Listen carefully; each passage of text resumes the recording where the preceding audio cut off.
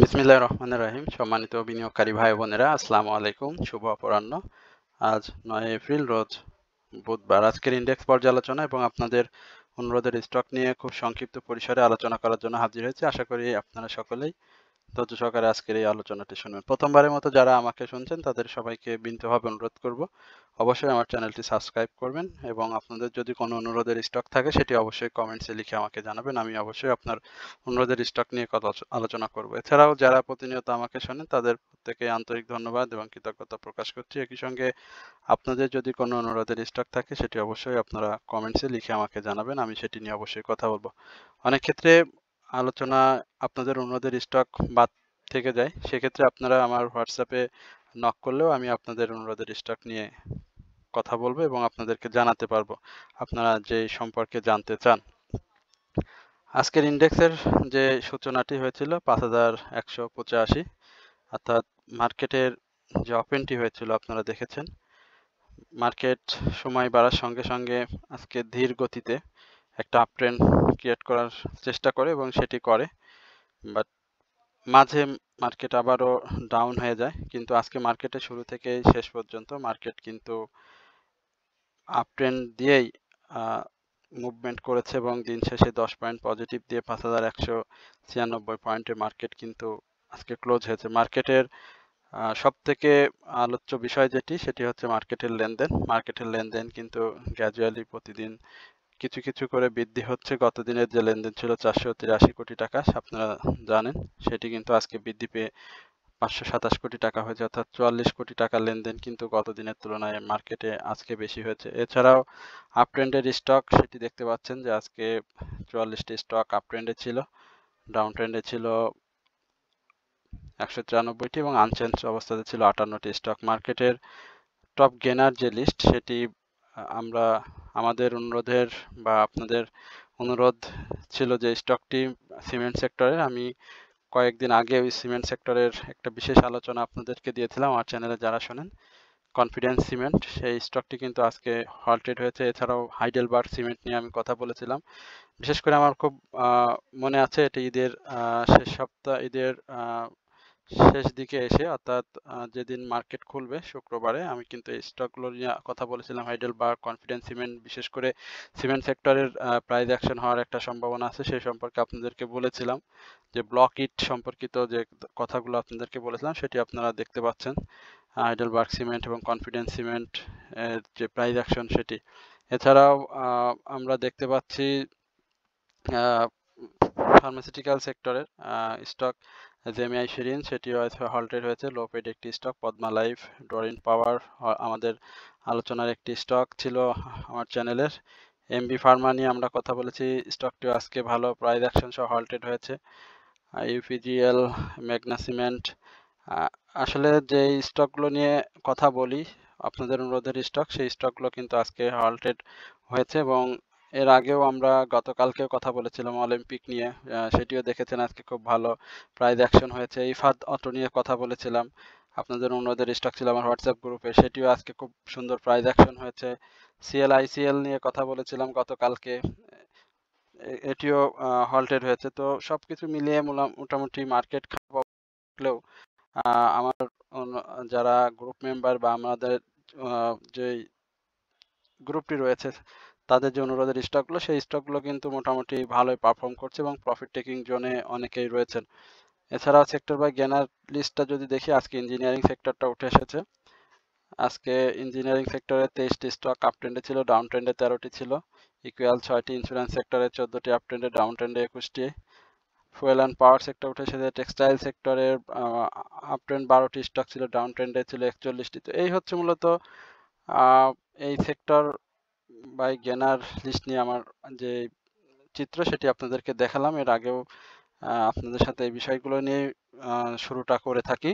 Chart নিয়ে যদি একটু সংক্ষিপ্ত পরিসরে একটু কথা বলি, সেখানে গতকালকে বলেছিলাম যে চার্টের কিন্তু সাপোর্ট জোনে রয়েছে এবং চার্টটা কিন্তু এখান থেকে আপ ট্রেন্ডে যাওয়ার একটা ভালো অপরচুনিটি তৈরি করে রেখেছে এবং খুব বারবারই এই কথাটি বলেছিলাম। সেখানে 3 ইনসাইডের ডাউন ট্রেন্ড বা শুটিং স্টার ক্যান্ডেল প্যাটার্ন সবকিছু মিলিয়ে বলেছিলাম। তো আজকে কিন্তু মার্কেট পজিটিভ হয়েছে এবং মার্কেট এখান থেকেই যে আপ ট্রেন্ডের কথা বলেছিলাম যে 5220 বা 230-এর যে ব্যারিয়ার সেটি সাকসেসফুলি ব্রেকআউট করলে 5240 এই লেভেলে আমরা মার্কেটকে দেখতে পাচ্ছি। মার্কেটের আরএসআইটাও আপ ট্রেন্ডে যাওয়ার চেষ্টা করছে, 47.96 অবস্থান। হিস্টোগ্রামের বার, এমএসিডি, মুভিং এভারেজ সবকিছুতে সেল সিনারি থাকলেও আজকে কিন্তু হিস্টোগ্রামের বারের যে সেটি কিন্তু গাঢ় লাল থেকে ধূসর এবং ছোট হয়ে আসছে। এমএসিডিতে আমরা অরেঞ্জ এবং ব্লু রেখার প্রায় মুখোমুখি অবস্থান দেখতে পাচ্ছি। এই হচ্ছে মূলত আজকে মার্কেট, এবং আগামী দিনেও মার্কেটের আমরা একটা পজিটিভ মুভমেন্ট দেখতে পাবো। এবং যে বিনিয়োগ সামিট যেটি হচ্ছে, এই সামিটকে কেন্দ্র করে মার্কেট আপাতত আমরা 3-4 দিন একটা পজিটিভ মুভমেন্টে পাবো। আপনারা এখানেও দেখেছিলেন 3 ইনসাইডের ডাউন ট্রেন্ডের পরে সেম ধরনের আপ ট্রেন্ড, তো এখানেও কিন্তু একই ধরনের একটি আপ ট্রেন্ড ক্রিয়েট হওয়ার সম্ভাবনা রয়েছে, এবং সেটি হলে মার্কেট কিন্তু আরো ভালো অবস্থাতে চলে যাবে। সুতরাং যাদের কাছে যে ধরনের স্টক রয়েছে, আমি সবাইকে বলবো আপনারা অবশ্যই আপনার হাতে রাখা স্টকটি রাখবেন এবং প্রফিট টেকিং জন্য অবশ্যই পেয়ে যাবেন। এরপরে আমরা সান লাইফ ইন্স্যুরেন্স, এই স্টকটি নিয়ে আপনারা জানতে চাইছেন। লাইফ সেক্টরের স্টক আমরা খুব সংক্ষিপ্ত পরিসরে বলার চেষ্টা করছি। সান লাইফ ইন্স্যুরেন্সের দেখতে পাচ্ছেন যে স্টকটি কিন্তু 23শে মার্চ থেকে যেভাবে আপ ট্রেন্ডে গিয়েছে, তার আগে কিন্তু সে 12ই মার্চ থেকে সেইভাবে ডাউন ট্রেন্ড ক্রিয়েট করেছিল, এবং সেই ডাউন ট্রেন্ডে এসে একটা সাপোর্টকে ধরে রেখে কিন্তু স্টকটি ছোট ছোট মুভমেন্ট দিয়ে কিন্তু প্রাইস অ্যাকশন করছে 65 টাকা থেকে, কিন্তু আজকের যে 75 টাকা 10 পয়সা হাই করেছে এই পর্যন্ত স্টকটি কিন্তু খুব সুন্দরভাবে প্রাইস অ্যাকশন করে প্রফিট টেকিং এ দিয়েছে। স্টকটি 76 টাকার 50 পয়সার উপরে একটা আমরা ক্লোজ যদি দিতে পারে, তাহলে স্টকটি কিন্তু আরো ভালো করবে। স্টকটি আপনারা জানেন যে অনেকদিন ধরেই একটা জায়গায় মানে অবস্থান করছে, সেখান থেকে আপ ট্রেন্ডে গিয়ে আবার ডাউন ট্রেন্ডে এসে আবার আপ ট্রেন্ড কন্টিনিউ করার চেষ্টা করছে, এবং এবারে আপ ট্রেন্ডটি শেয়ারটির খুব ভালো একটি পজিটিভ সাইন পজিটিভ সাইন। একই সঙ্গে তার ভলিউম যেটি আজকে হয়েছে, এখানে আজকে প্রফিট টেকিং জোন হয়েছে, এটি স্বাভাবিকভাবেই ধরে নিতে হবে। এখানে বায়ারদের তুলনায় সেলারদের তুলনায় কিন্তু বায়াররা অ্যাক্টিভ ছিল, যদিও আজকে যে ভলিউমটি করেছে এখানে এই ভলিউমটি কিন্তু আগামী দিনে শেয়ারটি যদি এই 75 টাকা 10-এর উপরে যদি ক্লোজ না করতে পারে, তাহলে কিন্তু আবারও হালকা কারেকশন দিয়ে 73 টাকা থেকে 72 টাকা এই লেভেলে আসার একটা সম্ভাবনা রয়েছে। আর স্টকটি এই মুহূর্তে বাই সিগন্যালে রয়েছে। আরএসআইটা একটু রিস্কি জোনে, তো আশা করি এই আরএসআইটা এই 76.50-এর আগে স্টকটি আর খুব বেশি কারেকশন জোনে আসবে না। তো যারা প্রফিটে রয়েছেন প্রফিট টেক করে নেবেন, আর যারা এন্ট্রি জোন হিসেবে খুঁজছেন তারা আমি বলবো 72 টাকা থেকে 73 টাকা এই লেভেলে স্টকটি এন্ট্রি নিতে পারেন। এরপরে একটি বিশেষ আলোচনা আর একটি স্টক, সেটি হচ্ছে অগ্নি সিস্টেম। আমরা একটু অগ্নি নিয়ে আপনাদের সাথে আলোচনা করি সংক্ষিপ্ত পরিসরে। আপনারা দেখতে পাচ্ছেন যে অগ্নি আজকে 90 পয়সা প্রাইস অ্যাকশন করেছেন। অগ্নি নিয়ে আমি এর আগেও কথা বলেছিলাম, সেটা সম্ভবত 27 মার্চের দিকে অগ্নি আপনাদের সাথে কথা বলেছিলাম, এবং 7 মার্চে অগ্নি নিয়ে কথা বলেছিলাম। সেটার একটা রিভিউ আপনাদেরকে দেওয়ার চেষ্টা করছি, এবং বলেছিলাম যে 29 টাকা 40 পয়সা এই লেভেলে আমরা অগ্নিকে পেয়ে যাব এইবার।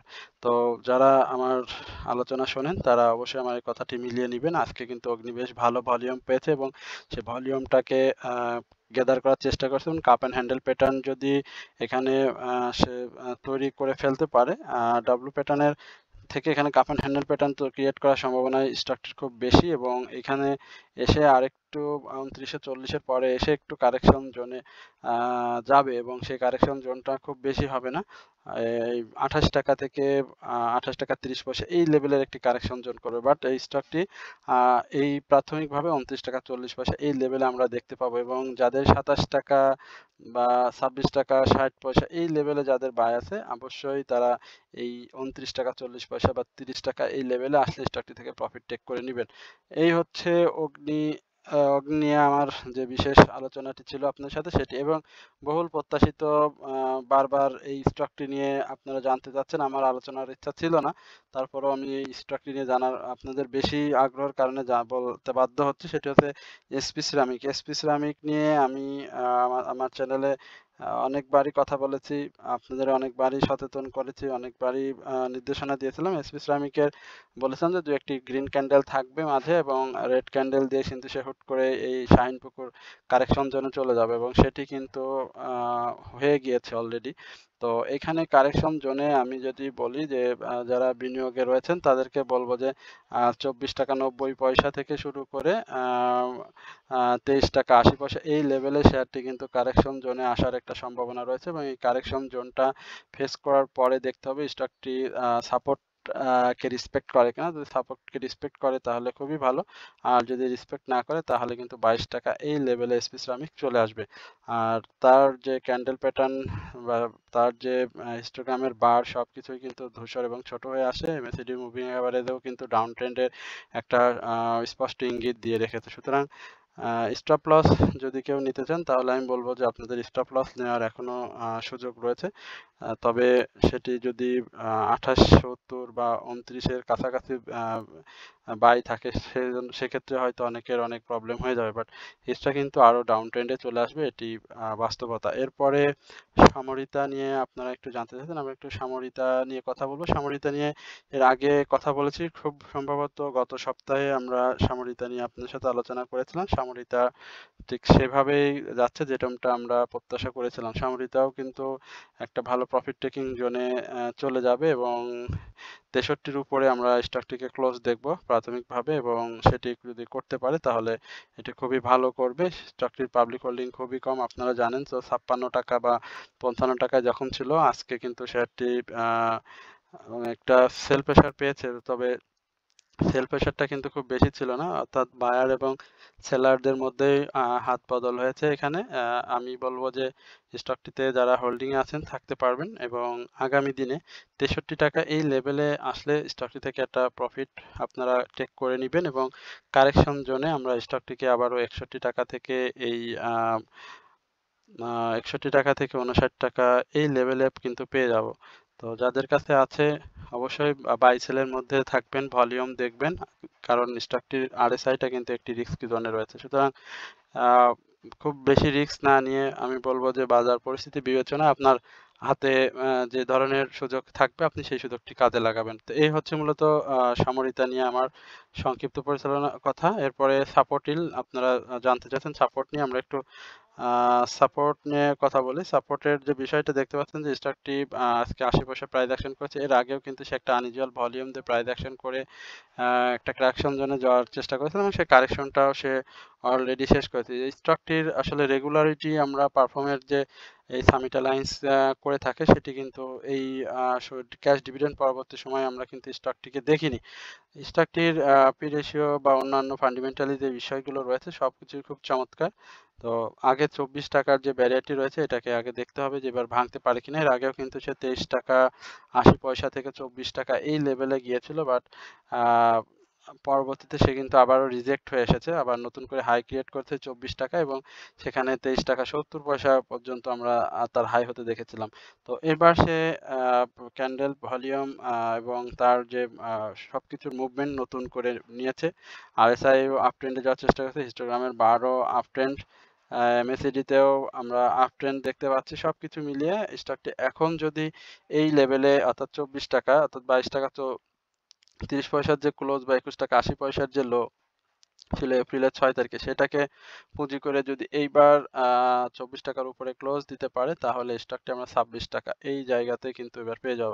তো যাদের কাছে রয়েছে সামিট অ্যালায়েন্সের এই সাপোর্টিল সার্ভিস অ্যান্ড রিয়েল এস্টেটের স্টকটি আমি মনে করি যে ভালো করবে, তবে স্টকটিতে ভলিউম কিন্তু খুব জরুরি, কারণ পাবলিক হোল্ডিং রয়েছে 5,75,00,000 শেয়ার। সুতরাং ভলিউমের বিকল্প নেই, ভলিউম গেইন করার বিকল্প স্টকটিতে নেই কিন্তু এখন পর্যন্ত। তো এই হচ্ছে মূলত আপনাদের অনুরোধের স্টক এবং মার্কেট নিয়ে সার্বিক বিষয় নিয়ে সংক্ষিপ্ত পরিসরে আলোচনা। আমি আবারও সবাইকে বিনীতভাবে অনুরোধ করব আপনারা যেহেতু আমার আপনাদের অনুরোধের স্টক নিয়ে আমি কথা বলি এবং স্টকগুলোর কি ধরনের পারফর্ম এবং কি ধরনের এই বিষয়গুলো জড়িত থাকে সেটা আপনাদেরকে জানানোর চেষ্টা করি। সুতরাং আপনারা বেশি বেশি অনুরোধ করবেন, কমেন্টস করবেন, আমি অবশ্যই আপনাদের কমেন্টসের স্টক নিয়ে আপনার সাথে কথা বলবো। তো আপনারা সকলে ভালো থাকবেন, সুস্থ থাকবেন এই প্রত্যাশায় আজকের আলোচনা এখানে শেষ করছি।